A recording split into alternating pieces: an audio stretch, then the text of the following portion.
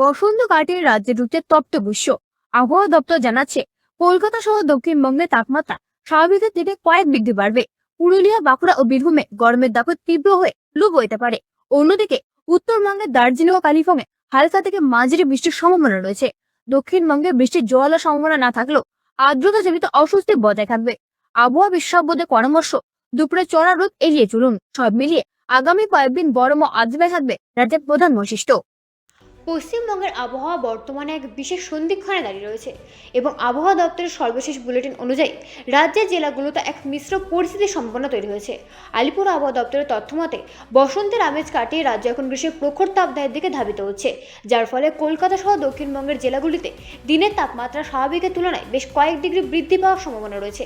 বিশেষ করে পশ্চিমাঞ্চলের জেলাগুলোতে যেমন পুরুলিয়া, বাঁকুড়া এবং বীরভূমে গরমের দাপট সব থেকে বেশি অনুভূত হবে এবং দুপুরের দিকে লু বইবার মতো পরিস্থিতিও তৈরি হতে পারে।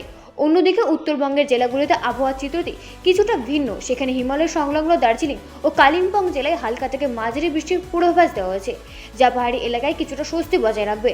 দক্ষিণবঙ্গে আপাতত বৃষ্টির কোনো জোরালো সম্ভাবনা না থাকলেও বিকেলের দিকে কিছু এলাকায় আকাশ মেঘলা থাকতে পারে এবং জলীয় বাষ্পের আধিক্যের কারণে আর্দ্রতাজনিত অস্বস্তি বজায় থাকবে। আবহাওয়া বিজ্ঞানীদের মতে উত্তর পশ্চিম দিক থেকে আসা শুষ্ক বাতাসের প্রভাবে সমতলের জেলাগুলিতে গরম আরও বাড়বে এবং সাধারণ মানুষকে দুপুরে চড়া রোদ এড়িয়ে চলার পরামর্শ দেওয়া হচ্ছে।